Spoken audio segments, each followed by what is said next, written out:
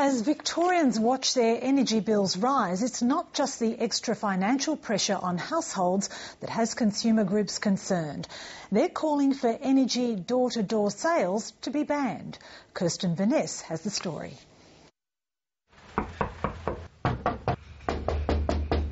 Most Victorians have experienced it. In one of the most competitive electricity markets in the world, door-to-door sales are a major driver of Victoria's high switching rates. Consumer groups say this form of marketing is on the rise and it's getting more aggressive. We're having complaints about false and misleading comments being made to consumers to try and get them to switch over, and all sorts of other tactics that are just unfair and misleading. These tactics include salespeople saying they're from the government or they've been sent by the landlord. That's what happened to El Tun and Lian Sian Mung. They're Burmese refugees and have only been in Melbourne for 2 months.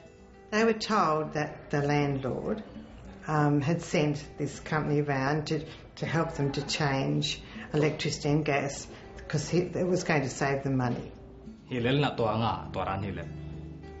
I don't know what he's saying because I don't know the English spoken.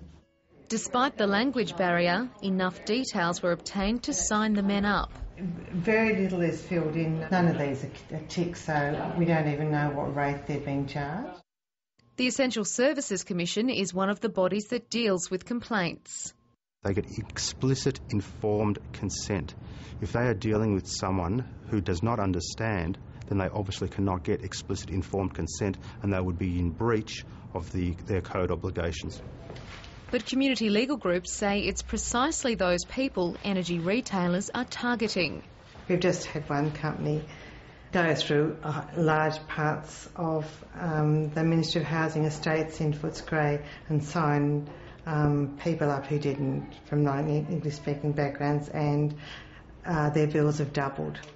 What's some of the worst cases you've heard of these door-to-door sales affecting refugee and migrant communities? One lady been hit by 5 companies in two weeks, and she'd signed with every company. We became aware of exactly this issue late last year in the west of Melbourne, and we went down there. We spoke to the community groups, we spoke to the community legal centres, we spoke to the council. We did everything we could to try and inform the community about their rights in relation to door-to-door sales. But the Energy Retailers Association says there's no widespread problem. I'm not denying that there is not a few bad apples in the industry, and there will always be instances where human interaction is involved, and sales is involved, where the conduct is not always perfect. But there were 660,000 transactions last year of people switching their energy supplier, and there were around 2,000 complaints to the Ombudsman for marketing issues. It was a Saturday afternoon. Beryl White has made her complaints known. She says an energy salesman walked straight into her garage demanding to see her smart meter. It was his tone of voice, and he raised his voice to me a bit. It was the fact that I was felt very trapped. Consumer groups say this is a tactic they've seen before. The smart meter has an identification number needed to transfer energy providers. So you might find that you get someone to look at your meter, and the next thing you know you've been what we call slammed, which is moved to another retailer without realising it. He kept telling me that he absolutely needed to look at it, and I said, well, you don't, and you're not going to. Like many in the community, she's joined the Do Not Knock sticker campaign. But there's now a push to take it further, to a ban on energy door-to-door sales.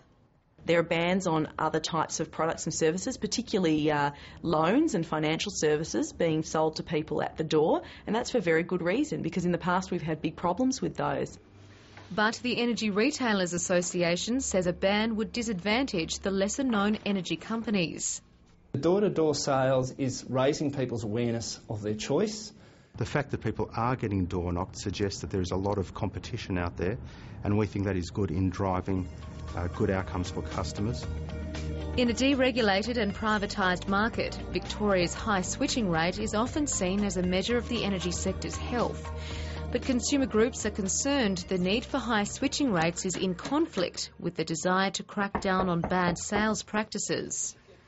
keep in mind the retailers have no interest in their brand being damaged by bad sales practices. It impacts on them. And it ends up in the media, of course, and it can lead to them having a bad name in the market and losing market share. Kirsten Vaness with that story.